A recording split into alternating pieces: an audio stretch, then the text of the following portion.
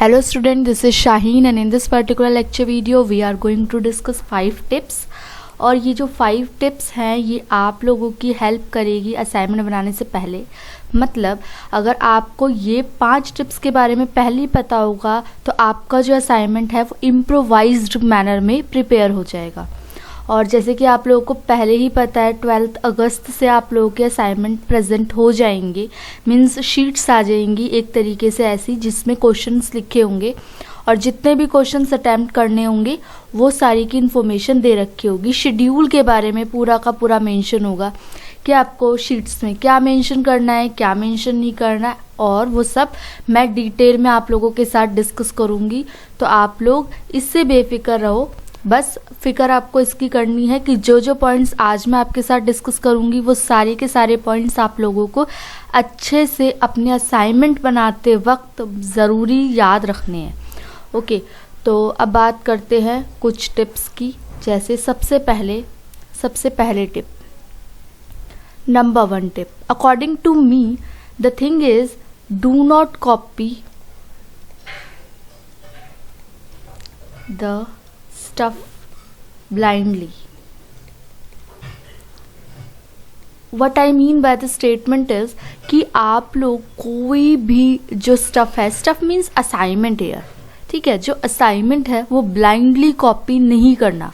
Blindly in the sense कि scroll करते जा रहे हैं, जो भी जहाँ से भी आप जो आप असाइनमेंट है वो कॉपी करना चाहते हो, गूगल हो गई, various sources, there are various sources, Google हो गई, बुक्स हो गई, और यूट्यूब से आप अपना जो असाइनमेंट है वो प्रिपेयर कर रहे हो।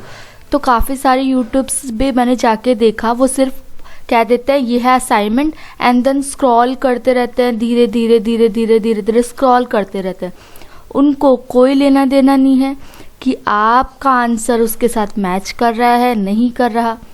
वेल एंड गुड है अगर आप उन पे ब्लाइंडली ट्रस्ट करते हो तो आप ऐसा करो, very good.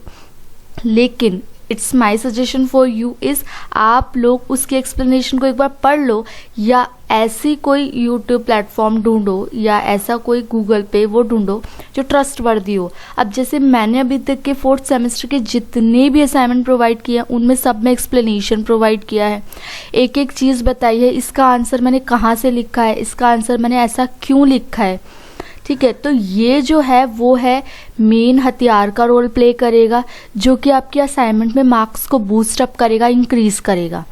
Number 2 point is presentation, और प्रेजेंटेशन से भी इम्पॉर्टेंट है आपकी राइटिंग। उससे पहले राइटिंग को इंक्लूड करते हैं। राइटिंग प्लस पॉइंट है क्योंकि मैंने काफ़ी सारा देखा है जो कि प्रोवाइड कर देता है असाइनमेंट एक छुट्टी हुई। देखो बच्चों, नंबर 1 चीज़ कि सिर्फ और सिर्फ एक असाइनमेंट एकमात्र साधन है आप लोगों का कि आप लोगों को मार्क्स दिला सकता है 100 में से। अब आप लोगों के ऊपर है इन 100 में से कितने मार्क्स आप अचीव करना चाहते हो, ठीक है। अब आपका जो असाइनमेंट है वो दूसरों से कैसे अलग लगेगा जब उसमें राइटिंग अच्छी होगी, ठीक है। तो राइटिंग प्लस पॉइंट है। अगर आपको ये लग रहा होगा कि ये हाँ ये चीज़ इम्पॉर्टेंट है और ये चीज़ हम लोगों को ऑलरेडी न्यू है, फिर भी हम लोग नहीं करते ये असाइनमेंट में ऐड ऑन, तो ये आपको ऐड करना है। Number 3 point is presentation. अब आ जाते हैं प्रेजेंटेशन के टॉपिक पे। प्रेजेंटेशन इन द सेंस कि आप लोगों को जब आप असाइनमेंट प्रिपेयर करोगे उसके अंदर टेबल्स मेंटेन करने हैं, टेबल्स बनाने हैं जहाँ रिक्वायर्ड है, अननेसेसरीली नहीं करना कुछ भी। चार्ट्स बनाने हैं, ठीक है। चार्ट्स इन द सेंस ऐसे नहीं कि आप पूरा का पूरा ऐसे चार्ट बना रहे हो, ऐसे ऐसे ऐसे ऐसे, no, I didn't mean it. मेरा कहने का मतलब है कि अगर आप कुछ इस तरीके से बना रहे हो, फर्स्टली आई रेज इट, मैं आपको समझा देती हूँ। जैसे आप डेटा के ऊपर कोई भी टॉपिक है, डेटा के ऊपर, डेटा 2 टाइप से है, मैं बस एग्जांपल दे रही हूँ आपको ताकि आपको जस्टिफिएबल लगे। प्राइमरी डेटा और यहाँ पे आ गया आपका secondary data. This is a chart. Primary data 2 category हो गई, मान लो उसकी सीरीज़ के बारे में लिख दिया। सेकेंडरी डेटा की कैटेगरी हो गई, उसके 3 पॉइंट हो गए, ठीक है, ऐसे करके ये पॉइंट्स हो गए। तो इससे एक तो आपके शीट्स का स्पेस ऑक्यूपाई होगा, ये प्लस पॉइंट है। और जो सामने वाला है वो देखेगा, हाँ भाई इसने डिटेल स्टडी करके असाइनमेंट बनाया, भले ही आपने फिर वो डिटेल स्टडी की हो कि नहीं की हो। मैं नहीं बोल रही कि डिटेल स्टडी करो, बट गो थ्रू तो करो भाई, लिख क्या रहे हो। एक जस्ट अ रिव्यू, क्वेश्चन के 2-3 लाइन से पता चल जाता है भाई ये इससे मैच कर भी रहा है कि नहीं कर रहा। ठीक है, तो ये that is the important thing.